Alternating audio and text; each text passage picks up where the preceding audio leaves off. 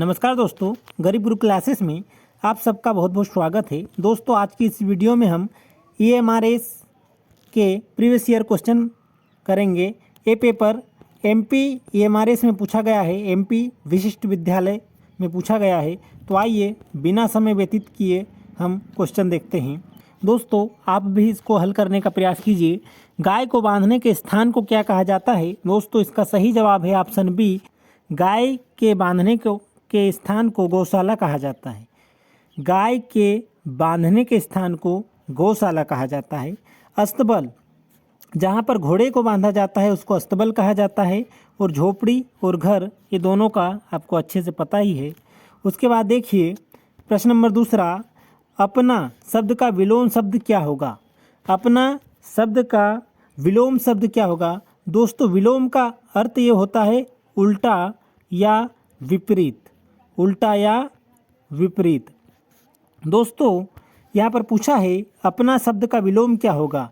तो यहाँ पर ऑप्शन नंबर ए देखो, अपनापन। अपनापन तो समानार्थी शब्द हो जाएगा, अपनत्व भी समानार्थी शब्द हो जाएगा। पराया, जी हाँ दोस्तों इसका सही जवाब क्या है? पराया। अपना का विलोम क्या होगा? पराया। उसके बाद अपने भी समानार्थी शब्द हो जाएगा। उसके बाद प्रश्न नंबर तीसरा देखिए जो कि बहुत आसान है। पृथ्वी का पर्यायवाची शब्द क्या होगा? पृथ्वी का पर्यायवाची शब्द क्या होगा? पहला है आकाश। आकाश जो है, आकाश, नभ, अंबर, शून्य, व्योम, ये किसके पर्यायवाची है? आकाश के। धरती के पर्यायवाची क्या है? पृथ्वी, धरा, वसुंधरा। तो इसका सही जवाब क्या हो जाएगा? Option B. उसके बाद समुद्र है और गगन भी किसका पर्यायवाची है? आकाश का पर्यायवाची है। इसके बाद प्रश्न नंबर चौथा देखिए जो कि बहुत आसान है। राधा मैदान में खेलती है। राधा मैदान में खेलती है, वाक्य में क्रिया है। क्रिया का मतलब ये होता है जिससे कार्य के होने का बोध होता है। जैसे मैंने लिखा पढ़ना। पढ़ना एक क्रिया है। पढ़ने से हमें क्या बोध होता है? किसी कार्य के होने का बोध होता है। दोस्तों राधा मैदान में खेलती है, तो यहाँ पर पहला ऑप्शन है मैदान। मैदान एक जगह का नाम है, तो यहाँ पर मैदान क्या है? संज्ञा है। उसके बाद देखिए मैं खेलती है, तो यहाँ पर खेलना क्या हो जाएगा? क्रिया हो जाएगा। खेलना क्या हो जाएगा? क्रिया हो जाएगा। दोस्तों जितने भी शब्द के अंत में ना आता हो वो सारे क्या होते हैं? क्रिया शब्द होते हैं। कौन से शब्द होते हैं? क्रिया शब्द होते हैं। आइए प्रश्न नंबर पाँचवा देखिए जो कि बहुत आसान है, करने का प्रयास कीजिए। मोहन सो रहा है। मोहन क्या कर रहा है? सो रहा में संज्ञा क्या है? दोस्तों किसी व्यक्ति, वस्तु, स्थान के नाम को संज्ञा कहते हैं। क्या कहते हैं? संज्ञा कहते हैं। यहाँ पर देखिए व्यक्ति, वस्तु, स्थान, मैंने जो शब्द बताए हैं वो आप ध्यान से देखिए। यदि आपने मेरे पुराने वीडियो नहीं देखे हैं तो वहाँ पर मैंने संज्ञा का स्पेशल टॉपिक डाला हुआ है, उसको ज़रूर देखिए दोस्तों। वहीं से प्रश्न पूछा जाता है MP EMRS में।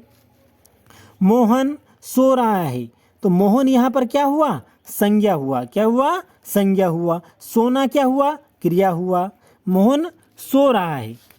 उसके बाद देखिए प्रश्न नंबर छठवां, वर्तमान का अर्थ होता है। इसका भी मैंने वीडियो डाल चुका हूं। आप मेरे चैनल पर यदि नए हैं तो चैनल को लाइक, शेयर और सब्सक्राइब जरूर कीजिए। इसका वीडियो मैं डाल चुका हूं।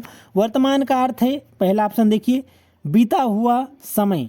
इसको भूतकाल बोलते हैं।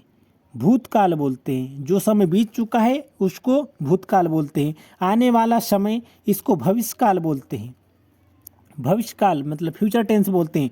जो चल रहा है, दोस्तों वर्तमान का अर्थ होता है जो चल रहा है वह समय ही क्या है? वर्तमान काल है। दोस्तों आपने तीनों कालों की वीडियो नहीं देखे हैं तो चैनल पर जाकर जरूर देखिए।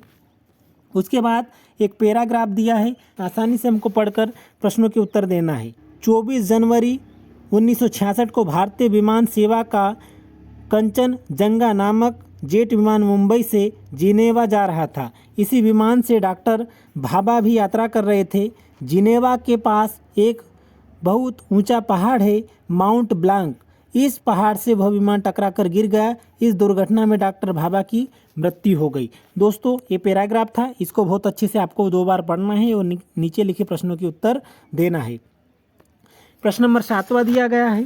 प्रश्न नंबर 7वां क्या दिया है? डॉक्टर भाभा जिस विमान से जिनेवा जा रहे थे उस विमान का क्या नाम था? दोस्तों इस विमान का नाम यहाँ पर ऑलरेडी दिया हुआ है। इस विमान का नाम क्या है? कंचनजंगा। क्या है? Kanchenjunga, option A. उसके बाद प्रश्न नंबर 8 देखिए, डॉक्टर भाभा की मृत्यु कब हुई? तो यहाँ पर देखिए कि भाभा की मृत्यु कब हुई।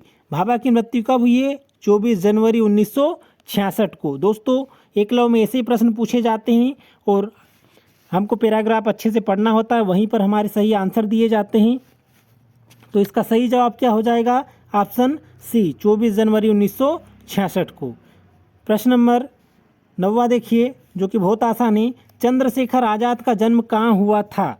चंद्रशेखर आज़ाद का जन्म कहाँ हुआ था? आज़ाद का जन्म 23 जुलाई सन 1906 में मध्य प्रदेश के झाबुआ जिले के भाबरा गांव में हुआ था। प्रश्न नंबर 10, जो कि बहुत आसान है। आँखों का तारा मुहावरे का अर्थ है।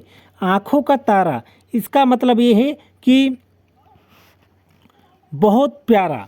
आँखों का तारा, इसका अर्थ हुआ कि बहुत प्यारा, जो हमको बहुत प्रिय है। दोस्तों मैंने मुहावरे का वीडियो ऑलरेडी डाल चुका हूं, यदि आप लोगों ने नहीं देखा है तो उसको ज़रूर देखिए, वहीं से प्रश्न पूरे पूछे जा रहे हैं। गरीब गुरु क्लासेस को ज्वाइन कीजिए और लाइक शेयर और सब्सक्राइब जरूर कीजिए। दोस्तों ये थे हमारे हिंदी के प्रश्न। अब हम अंग्रेजी के प्रश्न पढ़ते हैं, जो कि प्रश्न नंबर 11 है। आइए देखते हैं। प्रश्न नंबर 11 है, the past tense of read. Read का पास्ट टेंस क्या होगा? तो इसका पास्ट टेंस क्या होगा? रीड ही होगा। उसके बाद प्रश्न नंबर 12 देखिए, teacher is a noun. Teacher में कौन सा नाउन है? तो बोलते हैं noun is the name, person, place or things. मतलब किसी व्यक्ति, वस्तु, स्थान या जाति का जो बोध कराए उसको क्या बोलते हैं? नाउन बोलते हैं। तो टीचर किसका बोध करा रहा है? एक जाति का बोध करा रहा है, इसको क्या बोलते हैं? Common noun. जैसे एक टीचर होता, मान लो उसका नाम अमरेश है, अमरेश कौन सा नाउन होगा? प्रॉपर नाउन होगा। क्यों? क्योंकि वो स्पेशल किसी का नाम बता रहा है, इसलिए वो कौन सा नाउन होगा? प्रॉपर नाउन होगा।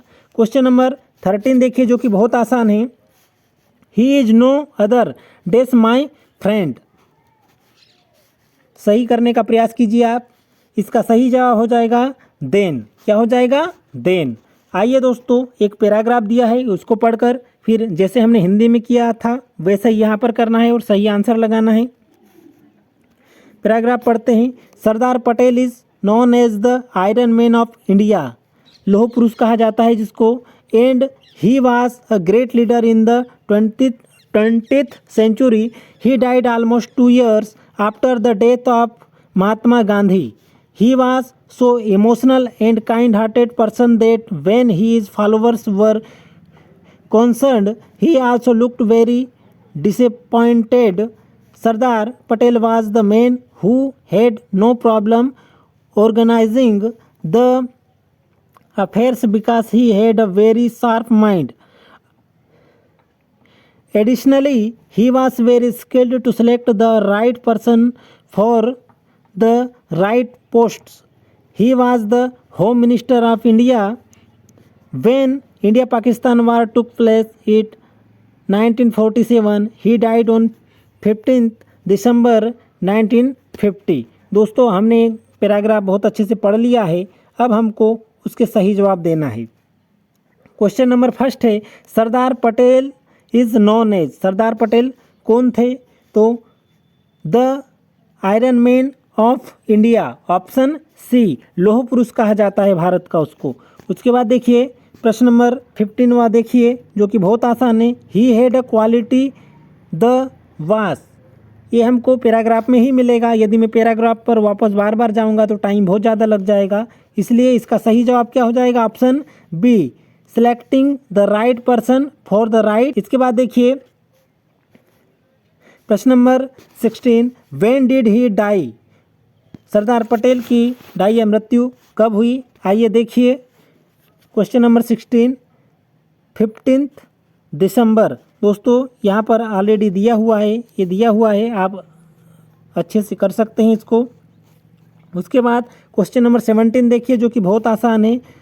ही was very disappointed when, Sardar Patel बहुत ज़्यादा डिसअपॉइंटेड क्यों थे? तो इसका सही जवाब क्या हो जाएगा? His followers were concerned.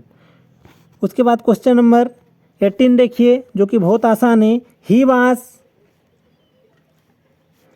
A kind hearted man dash to school.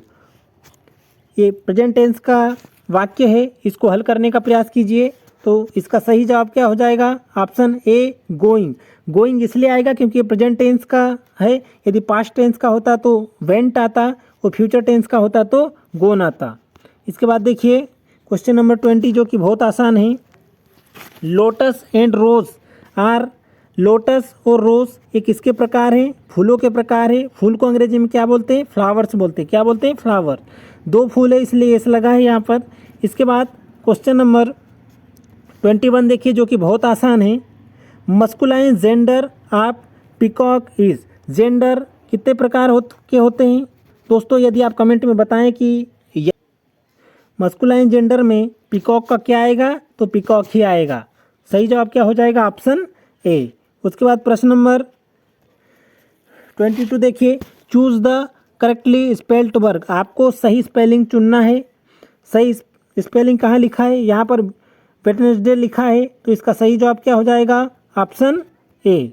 उसके बाद क्वेश्चन नंबर 23 देखिए, a person who delivers post, इसका सही जवाब क्या हो जाएगा? जो पोस्टमैन होता है उसका काम डिलीवर्स, या जो भी सामान है उसको पहुंचाने का कार्य किया जाता है तो करता है, तो उसको क्या बोलते हैं? पोस्टमैन बोलते हैं। क्वेश्चन नंबर 24 देखिए, the singular form of the word wifes, wifes का मतलब क्या होगा? वाइफ्स का सिंगुलर फॉर्म क्या होगा? तो इसका सही जवाब क्या हो जाएगा? वाइफ हो जाएगा। वाइफ्स का सिंगुलर फॉर्म क्या हो जाएगा? वाइफ हो जाएगा। उसके बाद लास्ट क्वेश्चन देखिए इंग्लिश का, which of the following is correct rearrangement of jumbled word given. दोस्तों जम्बल्ड वर्ड बोलते हैं जो अलग अलग प्रकार के होते हैं, उनको हमको जो करेक्ट सेंटेंस है उसके अनुसार जमाना पड़ता है। तो आप करने का प्रयास कीजिए। पहला देखिए, he always goes to school early. उसके बाद बी देखिए, ही गोज ऑलवेज अर्ली। हमको सेंटेंस के अनुसार जमाना पड़ता है, इसलिए इसका सही जवाब क्या हो जाएगा? ऑप्शन ए हो जाएगा। क्यों हो जाएगा? क्योंकि ये subject plus verb plus object इस रूप में जमा हुआ है। दोस्तों यदि आप गरीब गुरु क्लासेस पर नए हैं तो चैनल को लाइक शेयर और सब्सक्राइब जरूर कीजिए। सुनने के लिए बहुत बहुत धन्यवाद।